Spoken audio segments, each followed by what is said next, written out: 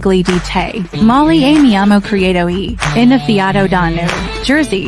Last week today lived presentato da Filtastic, Comics and Art. Let's fucking go. Hey everybody, thank you for being patient. Dad duty calls. But nonetheless, hello out there to everybody out there, all my friends out there, in YouTube land. It's your good buddy Filtastic Phil here. Welcome back to the show. I feel like it's been a while. We were just here last week, though. I don't know, go figure that out. Our guest is already very patiently waiting. But let's see, before we do that, who's here? We'll say our hellos and whatnot. Las Cruces, how are you, sir? In New Mexico, always the first one in, but never the first one out. That's important to note.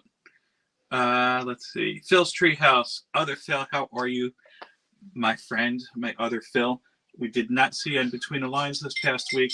So, you know what? I needed my Phil fix. Or we're both here for your Phil fix, I guess you could say, in that regard. Oh, good. Yes. Dr. Evil, Mr. Dr. Evil, my illustrious guest from last week.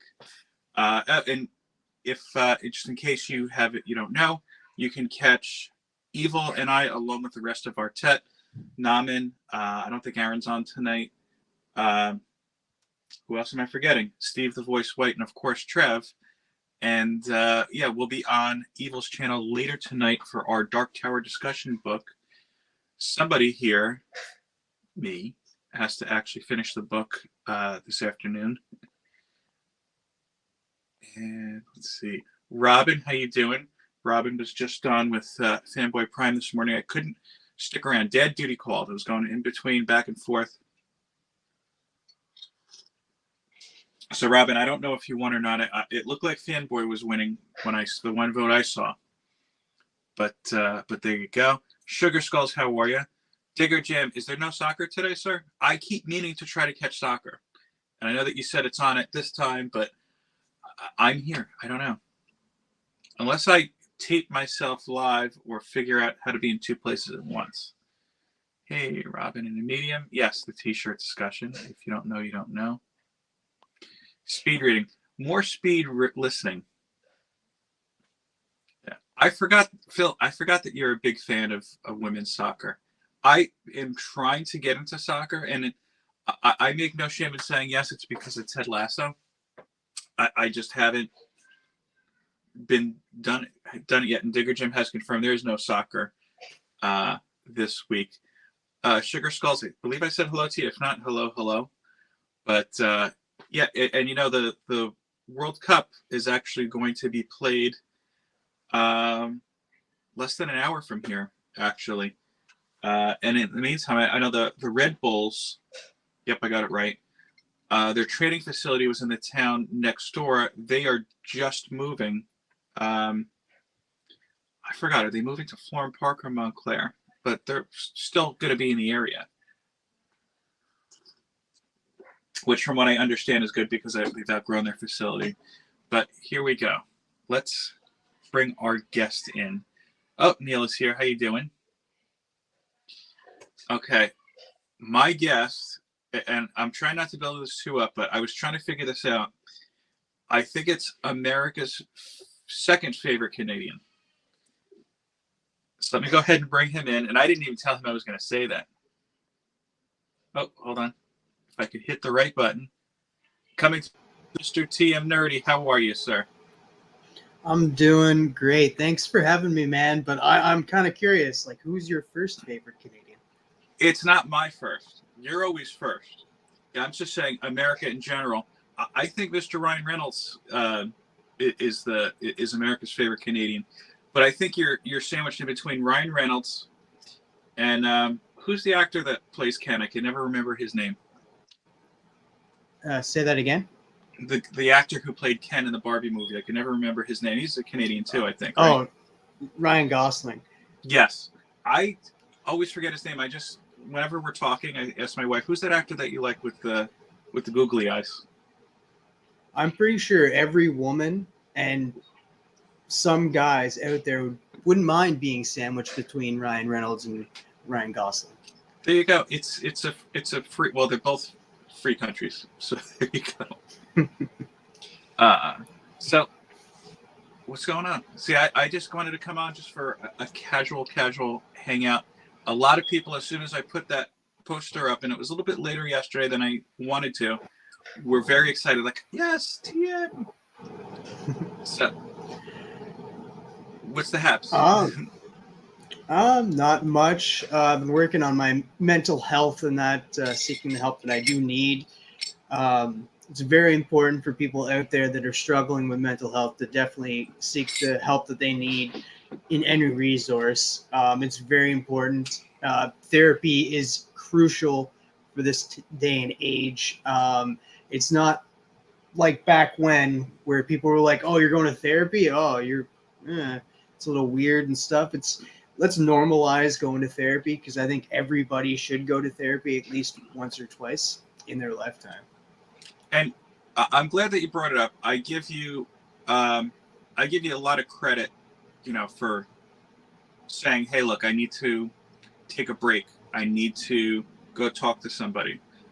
Just like you said, for years and years, there was like a big kind of taboo about, "Oh, you're going to therapy. What's going on?"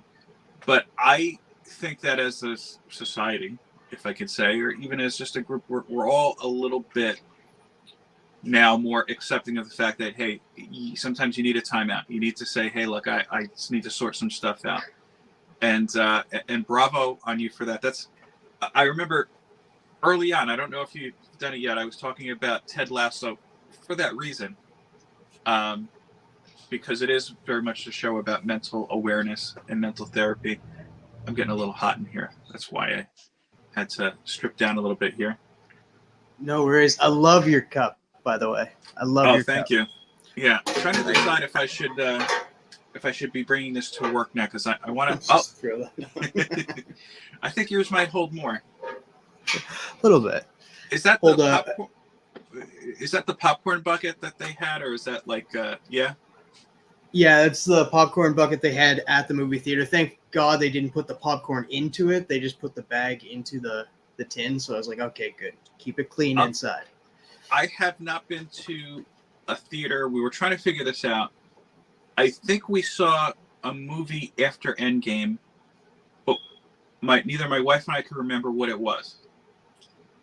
But I'll be honest with you, the Deadpool Wolverine popcorn buckets have me tempted to at least pop in and say, "Hey, can I just buy a bucket?" But I don't know. Are they like a hot item? Like, is it something like people are going to be outside at 10 a.m. to get or something? I think that the more that they do this kind of like promotional items and stuff that you can get, like, become like an actual shop added onto a movie theater, it might actually help the movie industry a little bit better. Like, movie theaters all across Canada, all across the United States are closing down. So let's bring people in. I like the promotional thing that they did with the coin you get for at certain theaters. You get a coin and you can get a claw and get the chain, like the best friend chain. Oh, I hadn't heard about that. Yeah, it's like the best friend chain, and it doesn't mean like you have to go out and watch the movie that, like, you have to get a Deadpool and Wolverine ticket, just any movie. And you get this coin, and you can use the claw machine to grab that and get those. It's bringing people into the movie theaters to go watch a movie, because, like, people are going to pick up tickets just for that coin, just for that reason. So it did bring a lot of people into the movie theaters just because of that. But the more promotional items that they do have, like posters, buckets, and that, like popcorn tins, it's going to bring a lot of people in, maybe even just to buy those items, because people are going to collect them one way or another. And I know that there is going to be 2 other popcorn tins for Deadpool and Wolverine. We just haven't seen them yet. Yeah, that's interesting. At first when they started rolling out popcorn buckets, I'm trying to think what was the first movie that came on my radar that had it. I was like,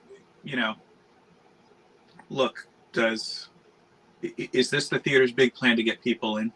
Because you need something more. But it sounds like they're starting to really at this point have fun with it and really, kind of draw some people in. Got some more people popping in, by the way, to say hello. Comic Cap Collectibles. And I know that Las Cruces said that you are, in his book, ahead of Nickelback, which I think that's a lot of books. But let me ask you something. I know that in the United States, Nickelback is either highly revered or highly not revered, reviled, I'll say. Where does Nickelback fall into in their homeland? I like Nickelback, and I don't mind him at all. I like the music and stuff. I don't really pay attention to why people just don't like him. But he brought us one of my favorite bands growing up too, Marianas Trench. Like Chad Kroeger, the lead singer of Nickelback, brought us Marianas Trench, which initially brought us Josh Ramsey, who is an amazing singer in my opinion. They just recently, actually I want to say recently, a couple of years ago, dropped a song together, Josh Ramsey and Chad Kroeger. So definitely check that out. I like Nickelback for what it's worth. I did not like that when he started dating Avril Lavigne. I thought that was weird because when I first got introduced to Nickelback, he looked like a 40-year-old man. And then it looked like the years went by and he just like de-aged, and like it seems like he stayed 40 for years. But yeah, what do you think about Nickelback? You know what? I'm kind of in the category of, I don't hate them. I don't like them. Like I wouldn't go see a Nickelback show, if I had a choice. But if it's on the radio, I'm not like, I need to change this. For me, it's there. It's in the background. It doesn't give me a reaction. I'll say this: there are far worse things on the radio than Nickelback. And every so often, you hear it and you're humming along, you're singing along, whatever you want to do. I'll say, I don't even know what the game is. That whatever commercial they have right now, it looks like just like some sort of cell phone game. I don't know if you've seen this with Chris Hemsworth. Will Arnett, Christina Ricci, Ken Jeong, and No, I don't know who. Oh yeah, no, you got to look this up. It's some sort of just like throwaway, like pay as you play, like game where somebody's a knight, somebody's an archer, Ken Jeong is a chicken or something like that. And one of the commercials that they have, they're literally, I guess, it's supposed to be that you could take this game anywhere. So you see the guy who's the player is driving. And he's got all of these characters in his car. Evil has seen it. And they just start out of nowhere singing, what's the Nickelback song, What I Really Am? Oh, How You Remind Me? Yeah, How You Remind Me. There you go. And it's very well done. The commercials are hilarious. I'm not going to play the game, but I'll watch the commercials like 4 or 5 times. But yeah, that kind of, I wouldn't be surprised if there was a bit of a Nickelback resurgence just based on that little commercial. It's one of those ones that for like a week you turn on YouTube and it's just there. I feel Nickelback only got big because of the Spider-Man movie and the soundtrack, because like they were the hero. With the guy from Saliva, yeah. So that was a great song, and that everybody always remembers him from that. I think that's how I like literally got introduced to him, because like I went and saw Spider-Man the first time it was like in theaters. I think it was like my first PG-13 movie I was allowed to go see. So you set the bar. You set the bar kind of high. I was trying to think. That was the first Spider-Man, right? Yes. Yeah, because I remember they had that, and I think Sum 41 was also had a song for the movie. I couldn't tell you what, but it was kind of like at the tail end of music videos, and I remember. I feel. Yeah. I think Sum 41 was the Fantastic Four movie. No, that one came a little bit later. I think that was Velvet Revolver, because I remember the song was just okay, and the video was kind of I don't want to say jarring, but it was a different kind of visual style. Let's see. Oh, Dagger's here. What's up? Uh, I don't Dagger. remember Sum 41 in that movie, because Fantastic Four, I remember it was Sum 41 and their song Newts was the song that was in Fantastic Four, but what was the song in the Spider-Man movie? I don't remember the name. I don't remember how it went. I just remember the music video. It was supposed to make them all look like they're hanging upside down, because that was like at the tail end of music videos, and you just saw the camera kind of pan around. I couldn't even tell you if the song was good or not, to be perfectly square with you. But I do just remember that visual, and I feel like both videos kind of came out at the same time. So I don't. Maybe the comments can help us with that one. But Dagger Cards, who, by the way, for everybody who's watching, whether you're a comic book fan or not, if you didn't know, Dagger is raising funds for race he's running with children. You only have, I think, one more day to do this. If you want some additional information, go ahead and click on Dagger's profile, either on YouTube or on Instagram, and just help him out. He's trying to do some good in the world, and he's very close to his goal. Kenneth has walked in since we've been here. Also, Sleepy, how you guys doing? I'm trying to see if anybody told us what is that Sum 41 song. Yeah, Mike did.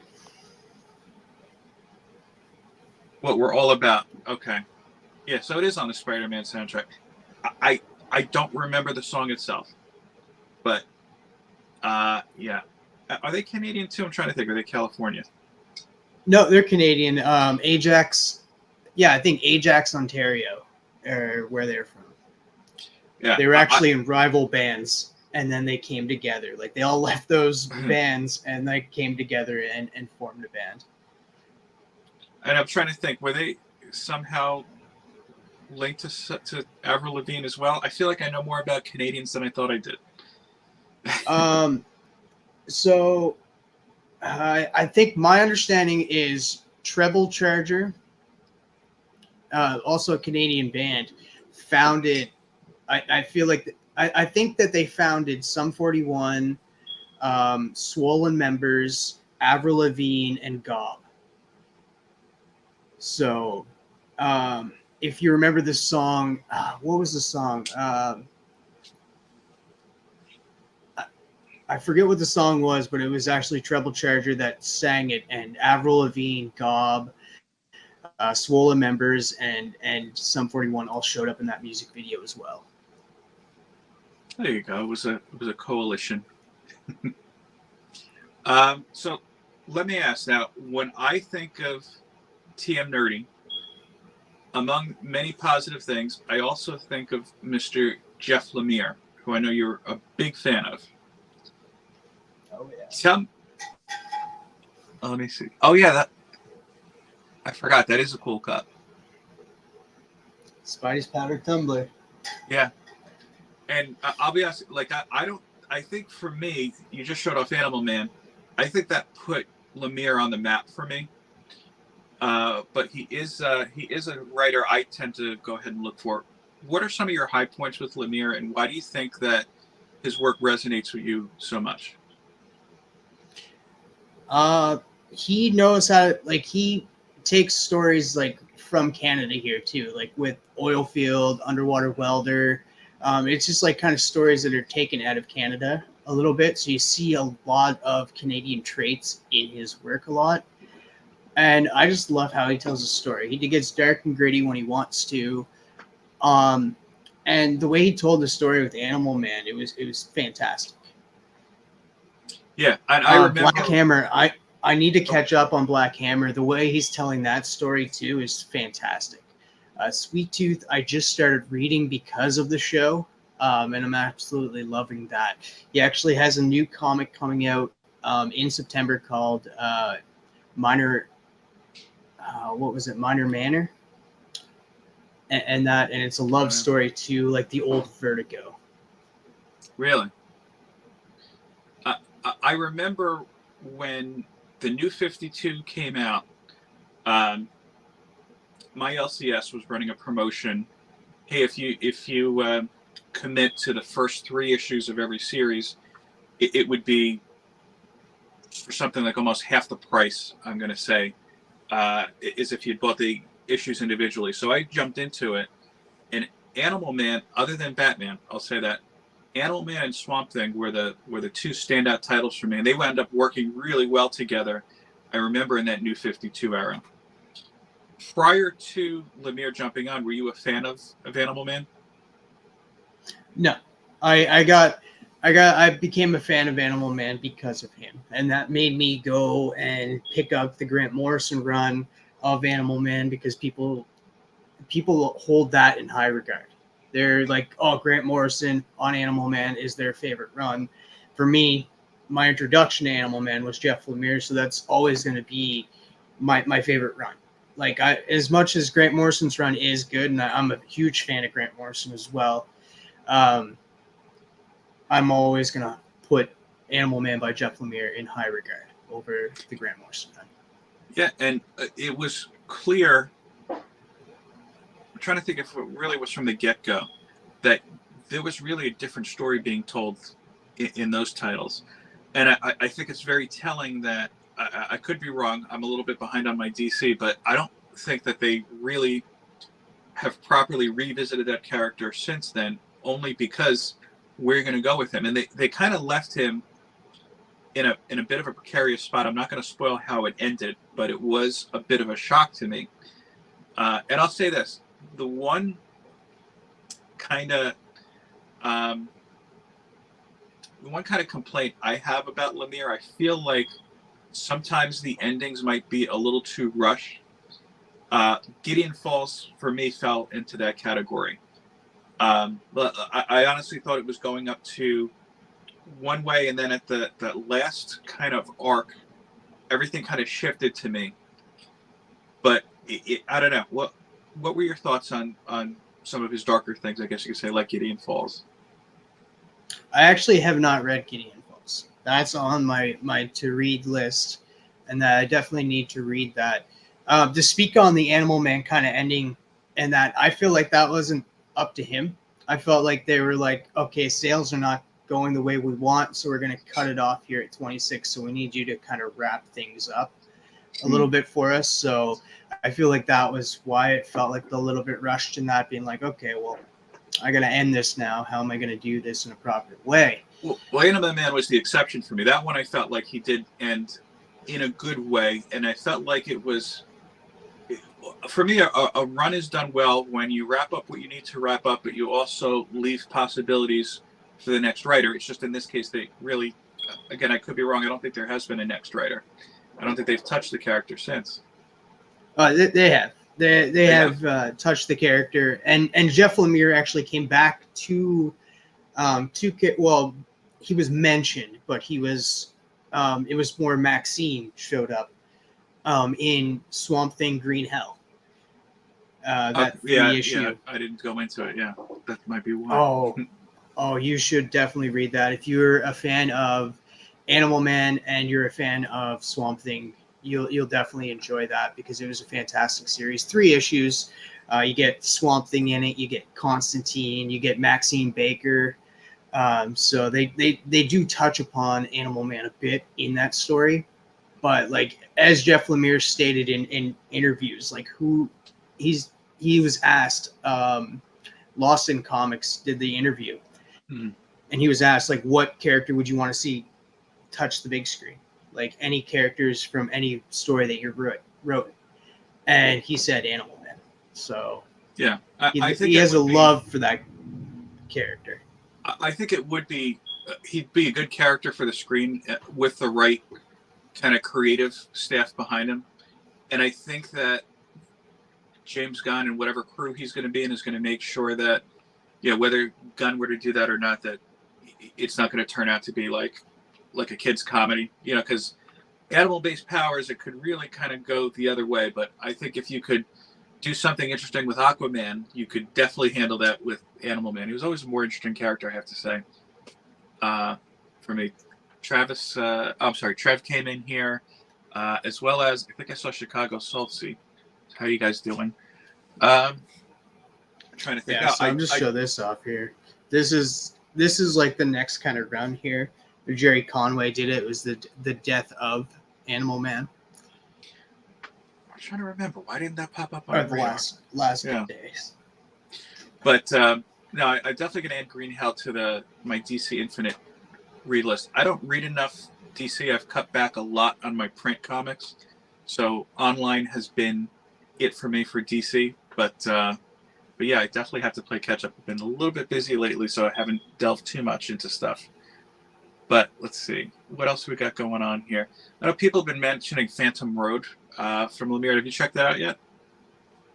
No, I have not checked out Phantom Road. I know Sugar Skulls, she's a huge Jeff Lemire fan as well.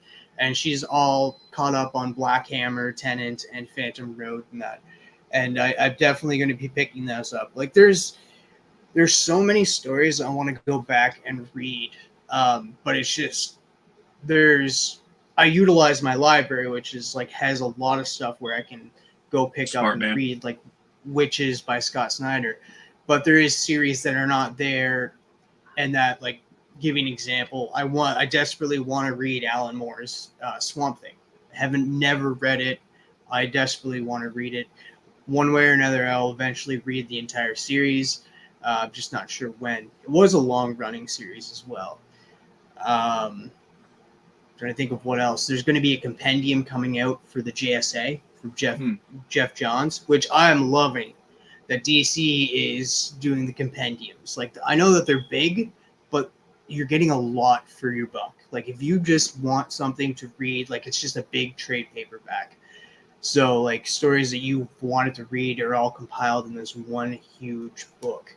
And the JSA has this compendium coming out. I think it has 70 issues in this one compendium, and it's like $50, $60. So you're getting a lot of story. And if you're a JSA fan, that's well worth it. And look, I mean, you get something like that after you're done reading it and rereading it. You get 2 copies. You could just start working out with them too. Yeah, just there we go. Yeah. Well, like I've picked up like the compendiums from Spawn, and they're pretty thick, but like this is only like 50 issues in this 50 issues. And so thinking about it, like the JSA one's going to be about like that big. Oof. I'm trying to think too, because I feel like I read a good portion of the first 50 issues of Spawn. I guess that probably, does that leave off where he I don't think he fought Malboja yet, but I remember he fought some big creature in hell. Yeah, like it leaves off making you want to go into issue 51 pretty fast. It leaves off with the clown coming into Wanda's place and being a clown for Wanda's kid's birthday. Yeah, I think that's kind of where I remember stopping reading the physical issues. Maybe a little bit after that.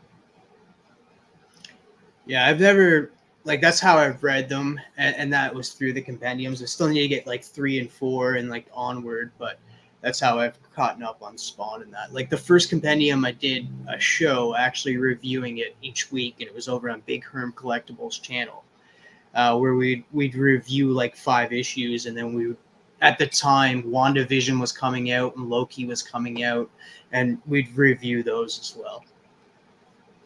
Now, let me ask you, McFarlane, McFarlane's Canadian too, right? Yeah, he's the first TM. There you go. Look, he might be older, but I say you're first in our minds and in our hearts over McFarlane. So there you go. But I'm trying to think. What do you? I know he's been pushing now for nearly 30 years. This Spawn sequel, this Spawn film. Do you think it's going to happen? It's hard to say. Like it. Eventually, it's going to. Eventually, he's just going to be like, "All right, I just need to get this out. Like I'm getting older. I want to get this out." It's been like, because when was the first one was like what, 96? 96, 97. I remember I was in high school. So, thank you for making me feel young. Thank you for making me feel old. There you go. I think eventually he'll just be like, yeah, I need to get this out. But like I'm surprised he hasn't yet. Like, because he's one of those individuals. He's just like, if I want to do something, he's gonna do it. That's why Image is like here. That's why he has this toy. His secondary job is like McFarlane Toys now, and making all these great toys is because he's just like, I want to, you know what, I can make these better. I'm gonna do it, and then he did it. So I'm kind of surprised he hasn't been like, all right, let's do this. But I guess it's movie industry. You're gonna have pushback from some directors, from some producers, and wanting the right people. Like if Jamie Foxx is set to be the next Al Simmons, so I guess we'll see if that eventually happens. But like, if you're gonna want him, just like this whole Blade thing, if you want that actor, you're gonna have to do the movie quick, or like get it into production, and that, or you're gonna lose the actor. Yeah, he's gonna age out, or he's gonna be like, you know what, I'm going to go off and do something else. It does sound like, though, they're a little bit more focused on Blade getting done at this point. I think the last report I saw after that last director left, they said, hey, yeah, we're going to have a script approved and in hand by the end of the summer. So hopefully we'll be seeing that soon, because Marshall Ali, undisputable great actor. And it'd be a shame to set this up just to let it kind of fade away. But getting back to Spawn for a minute, I'm kind of curious if McFarlane ever at one point said, hey, let me look at this as a series or whatnot, see if maybe one of the streaming services would want to pick it up.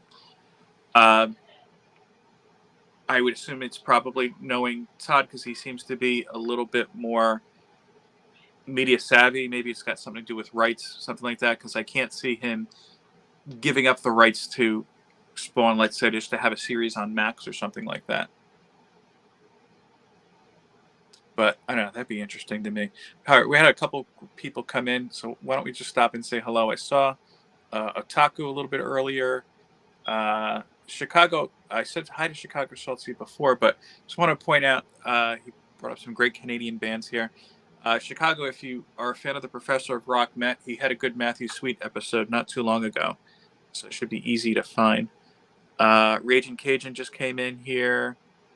Who else popped in to say hi? Couchin' and Slouchin'. Durs, of course. How are you, sir? What are some other books you've been? Oh, sorry, go ahead. I was just gonna say, like, I know a lot of it has been like he wants to make a Sam and Twitch project. I know, like, that's like the project he definitely wants, and have like Spawn as like a background character. But I think the pushback on that is probably be like, no, the studios probably want, or whoever the studio is, because I don't know if they specified, they don't want him as a background character. They want him as the forefront. So, you know, it could work. I would say look at Gotham, where, you know, Batman for the majority of the show was not the main focus. But at that point, you're also running the risk of doing the exact same type of thing. And Gotham, I mean, there's either people who could, you know, take it or leave it. So it might not be the best thing as far as an introduction to the character. But I could see Sam and Twitch being a good story on its own. It's just, is this a story that can stand out without its direct connection to Spawn, and without being compared to something like a traditional media show, like, if I'm dating myself at this point, like a NYPD Blue, or I guess like a CSI type of thing. As a comic, though, so go ahead. Oh, no, go ahead. I was going to say, as a comic, I feel like Sam and Twitch, up until recently, has been kind of forgotten. Though a lot of people forget, like, that's where Bendis really kind of got his start into professional writing. I know he was doing some indie stuff before, but I think, and I could be wrong, that might be one of his earliest runs.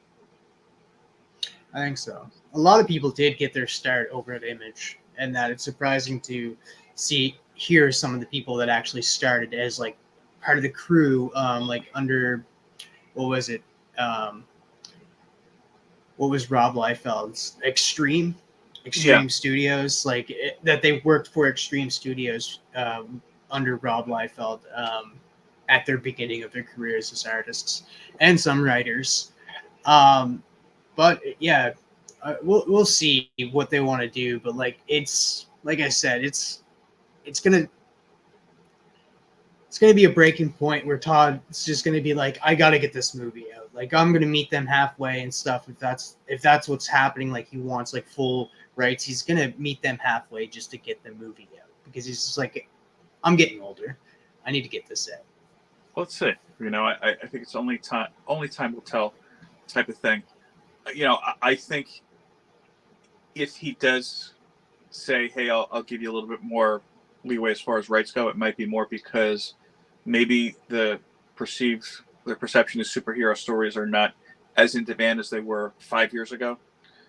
But let's see, because I tend to think that now we're entering the age of cinema where you can have superhero and hero-related projects that aren't necessarily superhero-like things. Like if you want to go back, and the closest thing that comes to mind is going to the Netflix Jessica Jones series.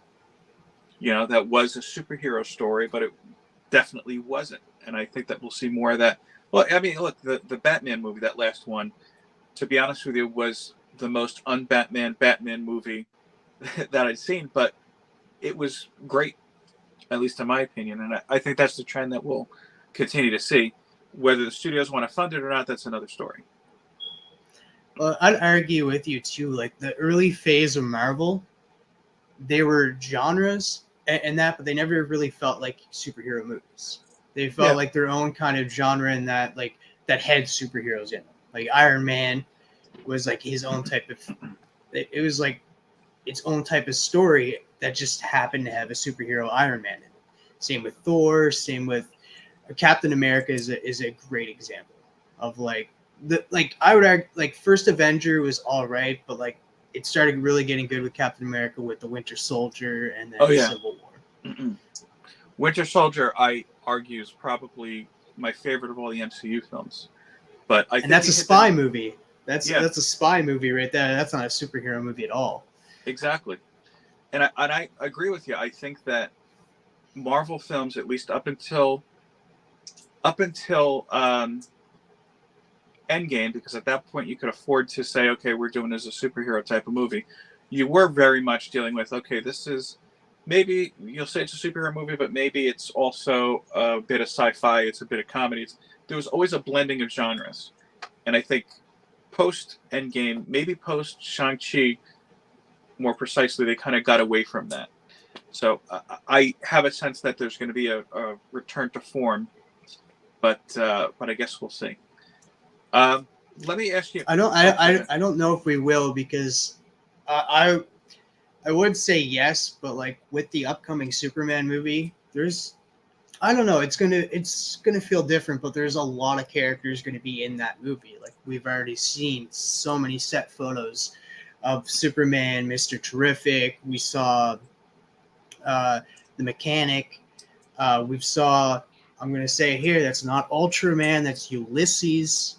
Look the character up. He looks it looks exactly like the character. So it's Ulysses, not Ultraman in that photo. The guy with the U on his chest. So there's going to be a lot of characters in that movie. The engineer, not the mechanic. I don't know why I said the mechanic. But it's definitely going to be an interesting launching point, I think, to see where Gunn is really taking these characters, and I hope it's successful, because to be honest with you, I think that we've had a while, at least in my opinion, before we've seen a Superman film that we could all appreciate at some level. I liked Henry Cavill. I do still feel a certain way about how Man of Steel ended, But one of the things that kind of stuck out to me is that because of the darker tone of the Snyderverse at that point, and I think Warner Brothers even really kind of had this as a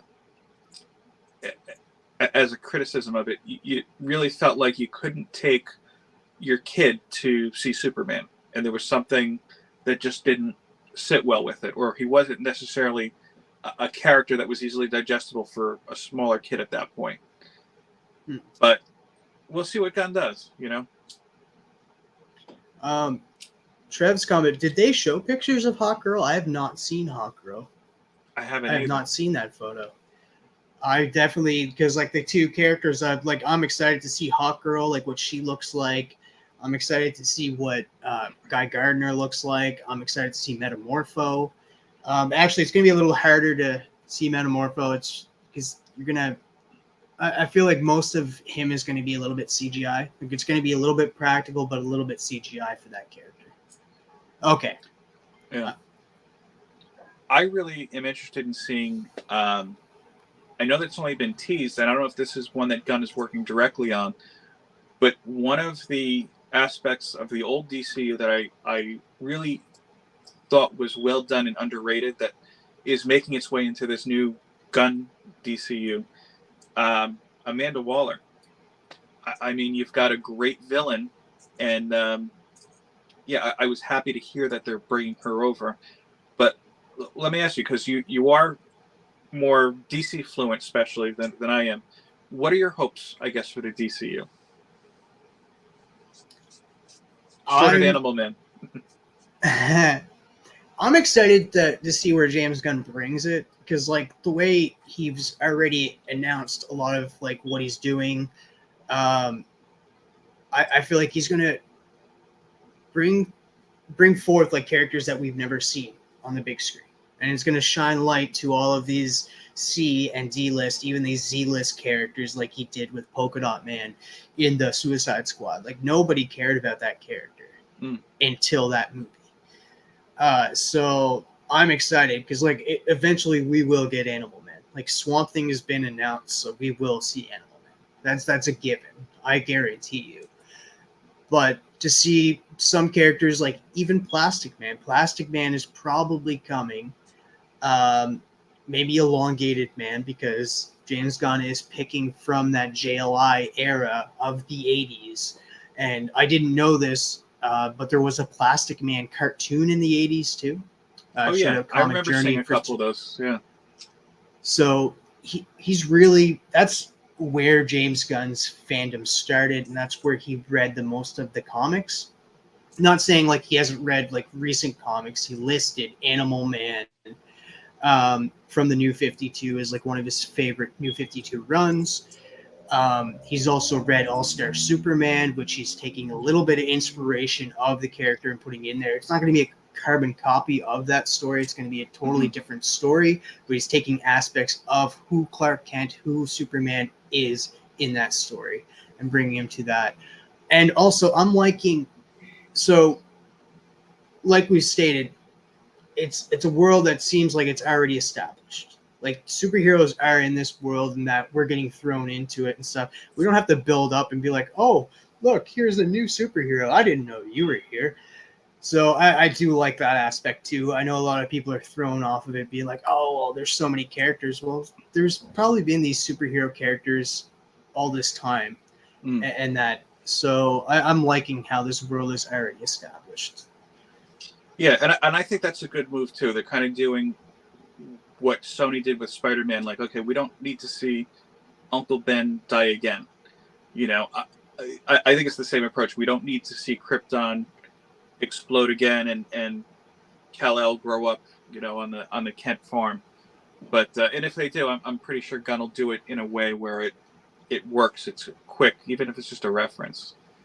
Let me go back to comics for. Oh, sorry, go ahead.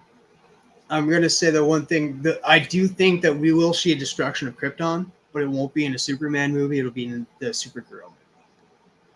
Yeah, and you know that's a series I read recently too. That last Maxi series, I guess. I know Trev recommended that to me. I did read that.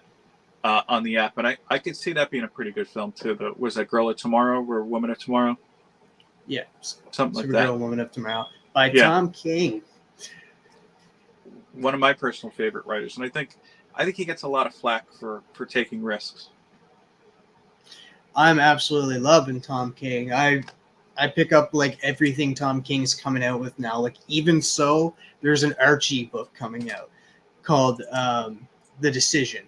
It's a one shot where Archie finally makes the decision, Betty or Veronica. And it's written by Tom King. So I was just like, yep, pre-order. Yeah. I could tell you that Miracle Man series he did, I bought the trade paperback. I didn't read it as it was coming out. And that's a book that, one of the few books I should say, as an adult, I've sat back and reread. And I've actually lent it out to others too. My friends and I all became fathers a little bit older, we'll say, than most do. And it's such, to me, a great story about fatherhood. I've recommended that in the past, actually, a past video I did about that when my friends are either having a kid or when they are like, hey, I have some downtime while I'm on leave or something, I've actually lent that out to them and said, hey, you should read this. It's kind of like that a lot. First real Tom King I've read, and it's fantastic. Yeah. And I mean, I remember Wonder Woman's fantastic. Yeah. And I'll be honest with you, I know this is an unpopular opinion, but I think it's an opinion that more and more will start to adopt as the years come. I enjoyed his Batman run tremendously. I know a lot of people did. Like, I wasn't reading Batman at the time, but like enough people must have liked it because it did spawn off Batman and Catwoman by Tom King. So like if it wasn't selling and it wasn't doing well, they wouldn't have been like, oh, Tom King, we're going to give you your own Batman series. We're going to take you off of the series, but we're going to give you your own Batman series to tell a Batman and Catwoman's series. Well, I think that was the demand as far as him turning around and saying, hey, I need to finish my story. Because I know a lot of people got pissed off with him about, the wedding. And I mean, whether you see it as a nothing burger, just the actual event that DC built up, and I kind of knocked that up to marketing, if anything else, was just a small aspect of the overall story. And when you read Batman and Catwoman, that stands to me as, I think, one of the few stories that gets Catwoman right. Catwoman's a character that, in my mind, if you think about, she's been around forever, but there's very few writers who really, really have embraced what the character is. Oh, did we lose TM? I'm still here. Oh, I can still hear you. You're just shrouded in darkness. You're shrouded in darkness. But am I dark? I'm just frozen on my side. I don't know what's going on. Okay. Hopefully you kick back in. And in the meantime, I'm going to talk to the black screen. Tell me more about your past as a collector. What was the first series that you really started to read, or the first book that you picked up, and why? So I wouldn't say I read it because I would just look at them and that was, let's see. Okay. Tam, if you could hear me, come back to us, and I will just kind of wait a few minutes here. But yeah, it's a great conversation so far. Let's see what everybody is thinking is talk about here. Gotham City Year One, Danger Street. I've heard of Danger Street. I haven't done that too. Yeah, a lot of people like to look at Catwoman. I think overall she is an underrated character. And I think in recent years, the only stories I've read that really kind of scratch the surface of what she could be and what her potential is let's see. Well, yeah, the Batman and Catwoman series that we just discussed. And also there was that Catwoman, who wrote that one? So this is why I need a guest host. There was a Catwoman prestige format series that came out recently. it's pissing me off because I think Cliff Chang actually did it. If you haven't read that one, Dagger, go ahead and look into that. It's a little bit of an older Catwoman after Batman. See you, Chicago. Thanks for coming in. Stay towards the light.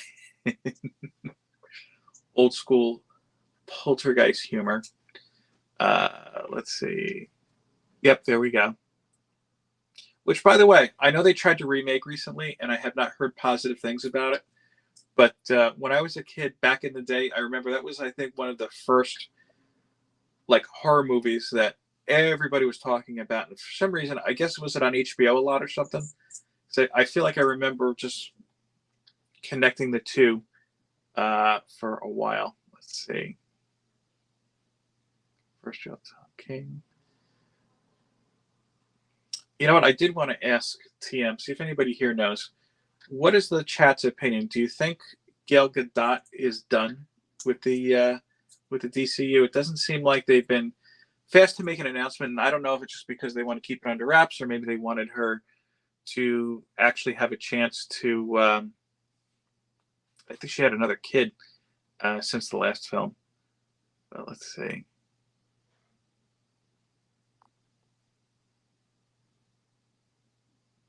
Can you see me? I can't. Are you backstage? Let me see.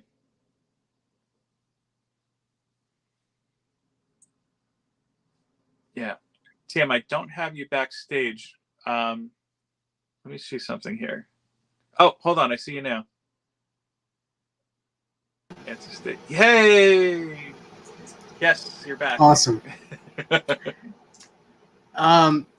So I don't think Gal Gadot will be coming back as Wonder Woman, but I do see her coming back as like potentially playing Wonder Woman's mother in the future. That's a possibility. That'd be interesting. But let's get back to the question.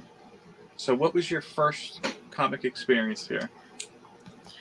So it was at grocery store when grocery stores still had comics in that. I'd flip through a comic called Shadowhawk. So Shadowhawk was like the first in-comic character that I got introduced to. And that we don't have like comic shops around here. Like we do like further away from, like, I'm in Summerside, Charlottetown has comic shops, but I don't have a comic shop here. But like Shadowhawk was the first in-comic character, and I didn't really read him. I would just be flipping through it while my mom was like at the cashier counter, but getting the food and stuff. So I just kind of flipped through it, and I thought it looked cool. And I know a lot of my friends, they had older brothers, and they had like Spawn and all these Wildcats comics as well. And at the time, I was a little scared of Spawn. I was scared of looking at it and stuff, so I was a little timid. So I didn't go near Spawn at all until later on in life. Was that the first Shadowhawk limited series? Do you remember? Yeah, I would say it was the first. Like looking at the comics now and stuff, like yeah, it was definitely the first series and stuff. But like I said, I didn't read it. I mostly just looked at the pictures. Yeah, and that was an interesting character that I think has been kind of forgotten about. Every so often, somebody will be like, "Oh, you remember Shadowhawk?" But they unfortunately, when they created the character, they made it in a way where he was not going to have a long shelf life. And I remember, I think by the time they got to the third or fourth limited series, they had a way to be like, "Oh, well, there's a new Shadowhawk," but I don't think he quite resonated as well with people. Oh, there's three of them. There's three Shadowhawks, three different characters in that. And then they did, what was it? I want to say 2021 or 2022, they released The Last Shadowhawk. Oh, I didn't know that. Yeah, it was just like a one shot and stuff, and it was by Jim Valentino. They dropped that a while back. I think it was 2021. There was some covers for it and homage covers from like old covers from the early Image days. But that would be the first. But like most of my love for comic books, like I said, wasn't able to obtain comics, was through the medium of cartoons. A lot of the time, like Batman the Animated Series, Batman Beyond, Static Shock, Mm. Justice League Unlimited, Teen Titans. I loved all of those cartoons. Like I did like the Marvel cartoons as well, Spider-Man and the X-Men, and then X-Men Evolution, where you'd watch X-Men Evolution, then right after Static Shock would be on the same channel because it was on the WB. Before And that was like the golden age, I guess you could say, for animated superhero projects, because it was after the Batman animated series, but not quite before, like, things just started being like, all right, we're just getting rid of everything. Yeah, I feel like DC, like, of course DC has all of those great DC animated movies, but I feel like DC really dominated with their cartoons back then. I know Marvel tried to keep up, but I don't think there was like enough of hype for like the other cartoons, because like I know they had an Iron Man cartoon, they had a Hulk cartoon. I did like the Hulk cartoon a little bit. Mm-hmm. Silver Surfer cartoon that I've revisited thanks to Disney Plus, and it's fantastic. But they just didn't hold up to what DC was throwing at. Yeah, and like and Superman I and Batman coming together in Justice League, and then Justice League United. It's fantastic. I tend to think that the issue with why the Marvel never came up with the animated series was that they were very much into the licensing phase. So you pretty much, if you think about it, the end of the original X-Men animated series was a perfect example where it was like, all right, you got to end this now, and we don't care how much you rush it. So you didn't kind of keep up with that same level of quality control that Warner Brothers was able to really exert, I think, with their projects. Even when they did that kind of tonal shift at the end of Batman's era, like, oh, can you make it lighter or more approachable? So what was the first comic that you regularly collected, and how did you start? So I started late in life with collecting comics, and that I wasn't able to like pick up the normal way. So I was like trying to pick up comics off eBay and trying to find an LCS that I could use on a regular. Luckily, I found Capcan Comics, was able to buy regular comics on a weekly basis through their website. And now I have Retro Rocket Comics, who I share an LCS with Chris the Comic Vet. So we share an LCS. So like my first run that I got was Judd Winnick's run of The Outsiders, like a complete run. So that I would say it was. So that's why I'm kind of like that's why I like Metamorpho. I know it's not Metamorpho, it's Shift in those stories, but it's still same kind of character. Yeah, I wonder, and I don't know if he's ever said this, I haven't stuck closely to Outsiders, but I wonder if it's kind of one of those deals where, like what Morrison did with Emma Frost, where it's like, well, I don't have Colossus, so I'm going to give her similar powers. Was that Grant Morrison that did that? See, I'm not like, I don't know that much about it. I'm pretty sure that was Morrison, yeah, because I know that was during his whole X-Men run. I know that you mentioned Grant Morrison early. If you do like Grant Morrison, that is a great run, and that was the last time, at least I think, that Marvel worked with him. I know that I think it was Joe Quesada got pissed off because he was Morrison right after was one of the first people who kind of signed on to do exclusive contracts. So that's why, like, if you look at the next, I'm trying to think, I think it was the next run of X-Men comics, they kind of undid everything he had done, or they kind of disavowed it, I guess you could say, which was not a good run for many different reasons, but that's a whole nother story. And I want to talk more about you, of course, not Grant Morrison. I thought Grant Morrison's awesome, though. Like his storytelling is just fantastic, and that, like, We 3, great story. Oh yeah, everybody should read We 3. We 3 is coming out, 25th anniversary. Hardcover is coming out. If you're not read We 3, fantastic story. had I the feel like James Gunn took inspiration from that story and added it to Guardians of the Galaxy 3. Oh yeah, you could definitely see that. And I had that in paperback form. I think it's actually one of trade paperback form. I think it's actually one of the first books, if not the first one, then the second one that I actually gave away on my channel. It's just because, like, look, I've read this so many times. I've enjoyed it. I'm a proponent now, or at least I'm at a point in my collecting phase where I'm like, I'm not going to revisit this. Let me share this with somebody who can enjoy it. And We Three is definitely one of those stories. Little surprising, to be honest with you, but I do remember really enjoying it. So let me ask you another question. Let's say, I'll go back to DC because we've been talking a lot about them today. Let's say James Gunn gives you a call, says, TM, other than Animal Man, I really need your help. I want to launch a new project that maybe people who don't know the comics are not familiar with. What do you do? What do you tell James Gunn, and what are you doing, and how are you doing it? My first instinct is to say Stargirl project, but you can't do that because Jeff Johns, who created the character, for those who don't know, based that character off of his sister who died. He holds that character close to his heart. With him being busy with this whole Geigerverse of what they're doing with all of, what is it, Ghost Machine? Sorry. Yeah.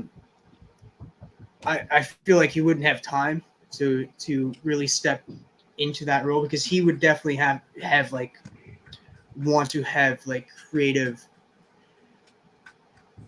Yeah, he definitely want to be there for it. Like, he'd either want to be a director or be the creative mind for it, because, like, yeah, it's his baby and stuff. So I'm going to stay away from that. Animal Man, Swamp Thing's already been announced. I would say bring Zatanna.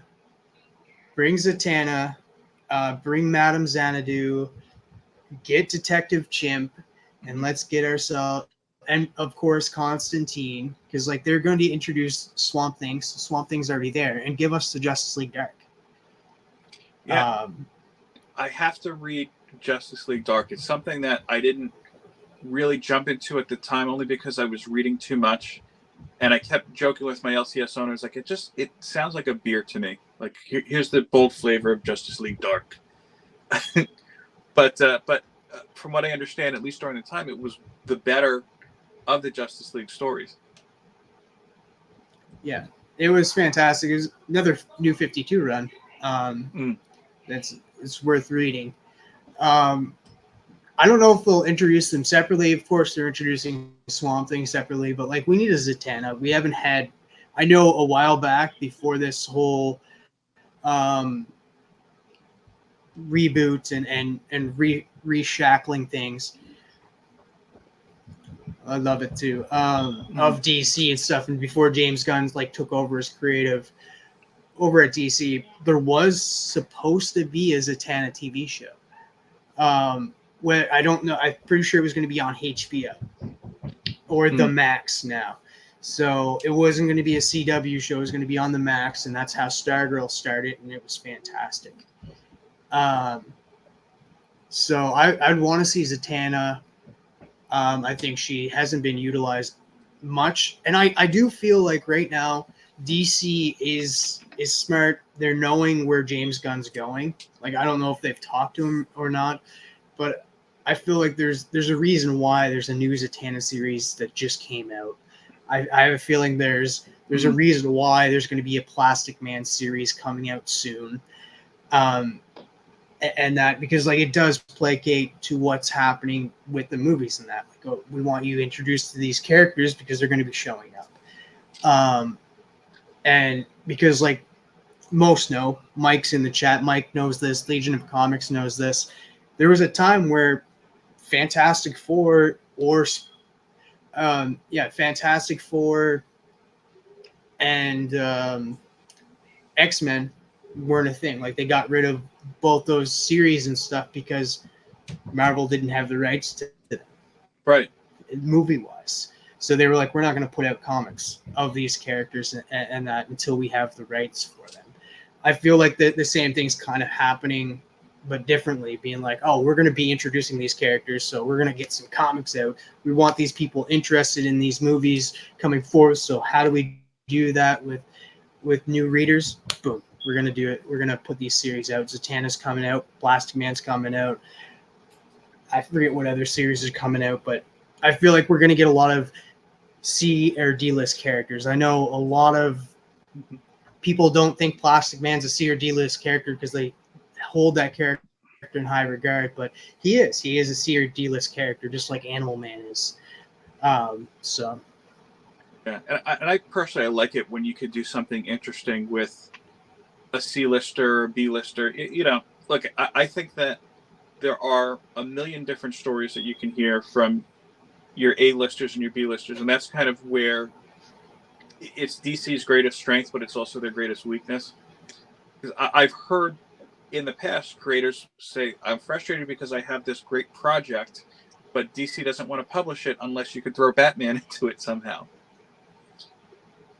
But that's the problem, though. Like, it's, yeah, I wouldn't even throw it at that, like it's their fault and stuff, because it's our fault, because we're just like, oh, we're not gonna, you know what, Batman's not in it. I like Batman. Like, if you throw Batman in there, I'll pick it up.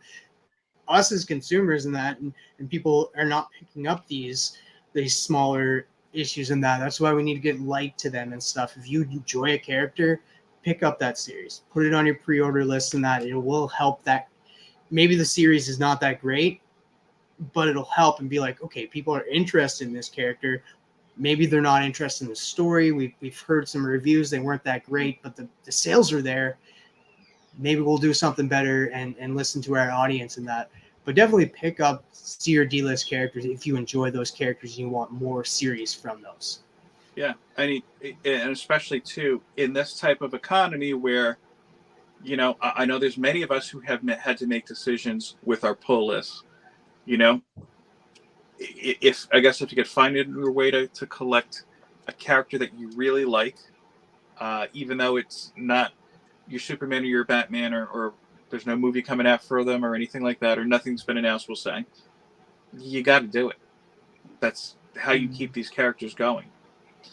I do want to be respectful of our time, but I'm going to see if we could ask you just a couple other quick questions here, because I feel like you're hitting on a lot of good things. See, you come for this discussion, people, for comics and movies and whatnot, but you get a little bit of economics, and you get a lot of, we've talked a lot about Canadian celebrities and whatnot as well, too. Canadian musicians. There you go. So, trying to think. We've talked a little bit about streaming. We've talked about films. Which way would you take it in? All right, let me kind of stick with the same kind of creative direction with the quotes, with the questions rather. Let's say DC calls you up and says, "Hey, we need a new series. It can't be Batman. It can't be Animal Man. What are you writing? What is your approach, and why?"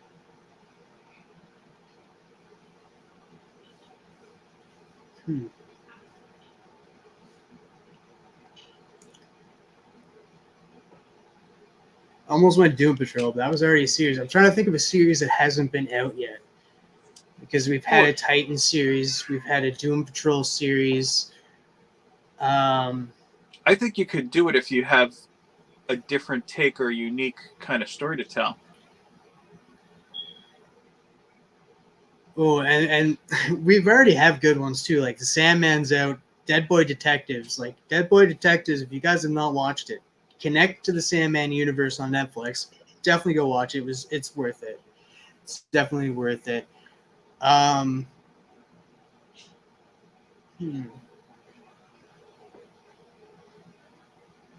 You know what? Mr. Miracle would be a good one.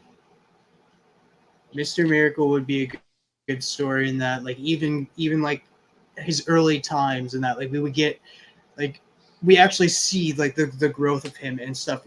Like, this is an origin story that we could do, because not a lot of people have seen this origin story of how he was traded and that, and was raised by Granny Goodness and that, and always tried to escape. And then Granny Goodness, as a joke, gave him the name Scott Free, and that. It's like I'm all for that. Like we get some like early days of Big Barda, we get some female Furies and stuff. We haven't had a lot of like that world of the New Gods. So even a New Gods series would be kind of cool. I think you kind of hit into an interesting nerve that might be a good and interesting way to introduce some to to some of these other characters, like even Darkseid, for as big and of a villain that he's been. I mean, going back to film, you really only saw him for maybe 5 minutes in the Snyder Cut, and again they had to have a separate kind of secret release. I shouldn't say secret, but a separate release just to get him acknowledged in there. But yeah, series-wise, I'll tell you, I went into Tom King's Miracle Man fresh, not knowing really too much about the character other than he didn't have a nose, or his costume didn't have a nose. And it was kind of refreshing to me, and at that point too, because yes, you were introduced to all these secondary characters. So I think you'd have a good take there. And even with the New Gods, like you touched on, like how Darkseid wasn't like you didn't get a lot of him and stuff. Like you can have like a New Gods series or a New Gods. I don't know like what you'd want, because production wise, you'd want a bigger budget for the New Gods and that to make them look a little good. But like you would have Darkseid there. He doesn't have to be the villain. He's just there. We're introduced to the character. We get an idea of who this character is for anybody new to this character, and that he doesn't have to be the big bad. He just has to be a character in that series. Yeah, I mean, I think you could get away with him being big enough where you're scared of him by reputation, or he's the big bad, as you could say, by reputation, rather than just even flash him on the screen. And to that point too, even in comics, the more you have these characters in series, it's very rare that they keep up with their same kind of stature. I'd argue that maybe you have a handful of characters that you don't have this kind of diminishing return on, I guess you could say. But yeah, I guess in that sense, DC's been a good job at keeping Darkseid, keeping him dangerous, we'll say. And also New Gods, there's so many different New Gods characters. Like it would be cool to get to know that world. Like if we're establishing the world with like Superman and that, we're getting to the world of like this Earth. Let's see New Gods and that with Swamp Thing. I feel like we're gonna get a different kind of world with that. Maybe introducing the Justice League Dark and that. So having a whole world where it's just like this is a world of New Gods. Let's establish this world. Let's establish these people. Let's establish these New Gods before they become a threat or come into the real world. Yeah. But one thing I do want to say, I know that we're well over an hour at this point, and I do want to be respectful of your time, so we'll wrap everything up. Is there anything you'd like to plug, or anything you'd like to mention anybody before we say goodbye?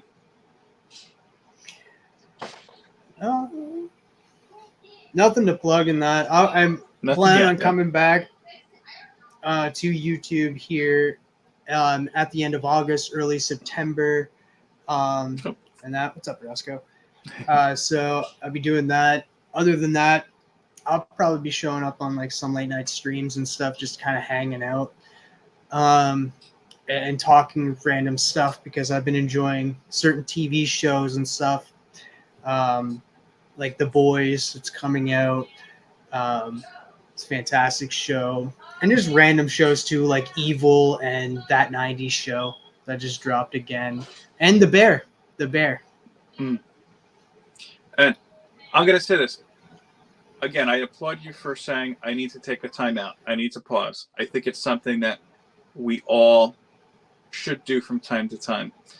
And I am, above all, excited to see when you do come back what you're bringing, because if you've seen anything in the last hour or so, you have great opinions. You have some great ideas.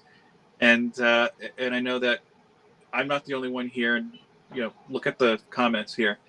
I'm not the only one here who wants to see TM back again and interested in it. But like I said, and Fanboy said it best, burnout is real. Take your time because, above all, I think we all want to make sure you're there and you're ready for us. It also gives me time to read, start reading some comics I haven't read before. Like I mentioned earlier, I utilize my library, and thank God they have 11 volumes, and that's up to the current run right now of Saga. So I've picked them all up, and I've been reading Saga for the first time because I've dismissed it so many times that I'm actually picking it up and reading it. And Sugar Skulls is going to be like, yeah, Saga. That's another one. I've solely read it through trade paperback, and it's funny that you mention it because in the same books of trade paperbacks I lent to my friend with the Miracle Man, I think all my volumes of Saga are with him right now too. And I kind of had to give him the heads up, like, hey, look, just so you know, this isn't the full story. You're going to be in a little bit of a you want more, but it's not ready yet. But again, I'm going to wrap everything up. TM, thank you so much for joining us. Stick around. We're going to talk a little bit backstage, but I want to say, everybody, thanks for giving us a little bit of your time. I had a great time with TM. I always have a great time with our comments here as well. No show next week. I want to give everybody an opportunity, I guess you could say, to enjoy your 4th of July weekend or whatnot. Which, yes, I'm saying that with a Canadian here. We're going to celebrate 4th of July weekend next weekend. So no matter what you do, whether it's just hanging out with friends or reading a good comic or watching a good movie, I hope that you enjoy your time. And to everybody, I'm going to say peace, love, and comics.